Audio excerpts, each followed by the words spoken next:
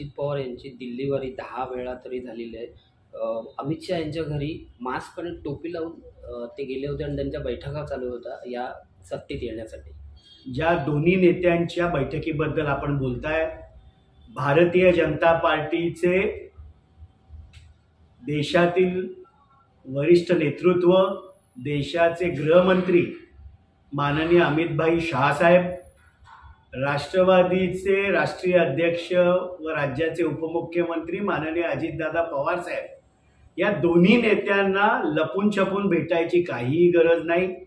त्यांची भेट ज्या ज्या वेळेला होते हे मीडियाला माहीत असतं आणि त्यामुळे अशा प्रकारच्या लपून छपून मास्क लावून टोपी घालून कधीतरी या बैठका झाल्या, या कथाकल्पित मीडियाने उठवलेल्या बावड्या याच्या पलीकडे याला अधिकचं महत्त्व द्यायची गरज नाही.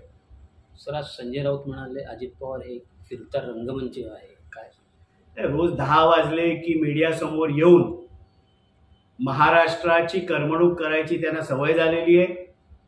ते जर माननीय अजितदादा पवार साहेब यांना फिरता रंगमंच बोलले असतील तर संजय राऊत साहेबांना मग आम्ही काय कोकणातला दशावतार म्हणायचा?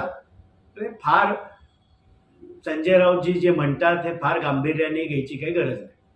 सर, एक वेगळा प्रश्न, कल्याणमध्ये गणपत गायकवाड आहे, यांच्या पत्नी सुलभा गायकवाड या विधानसभामध्ये निवडणुकीमध्ये लढणार आहे असं कळतं. कल्याण पूर्वची जागा ही भारतीय जनता पार्टीचे आमदार म्हणून गणपत गायकवाड निवडून आले होते. आमदार गणपत गायकवाड हे एका जबाबदारीच्या पदावर असताना जे काही त्यांनी कृत्य केलं हे तर निषेधार्ह होतच आहेच, पण त्या जागेवर भारतीय जनता पार्टीने कोणाला उमेदवारी द्यावी हा भारतीय जनता पार्टीचा निर्णय असेल आणि त्यामुळे त्याच्याबद्दल महायुतीचा एक घटक पक्ष म्हणून राष्ट्रवादी फार काय त्यावर बोलू इच्छित नाही.